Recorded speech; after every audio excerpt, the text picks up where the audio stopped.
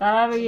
10 বছর জেল হয়েছে না আমার মায়ের রেপ করছে যে ফুলাটা কুপন দেবনাতে 10 বছর জেল হয়েছে হুন্যাসিরি তারা বহাবাদ্য করতেছে আমার বাড়ির ভিতরে লাড়ি চড়া লইয়া আইয়া আমার হুমকি দিতেছে আমি বলে মানে এই মুহেদা যা বাসা আইতাছে বিশ্রী সব বাসা কইতাছে এবারে আমার মাইয়া কেমনে বিয়া দিয়ে দেখা দিব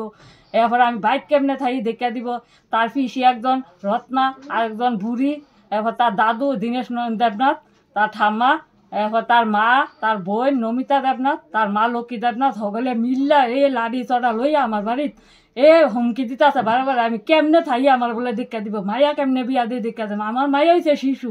তাহলে শিশুর লগে ঘটনা মানে কোন সময় ঘটনা রায় ঘোষণার পরে রায় ঘোষণার পরে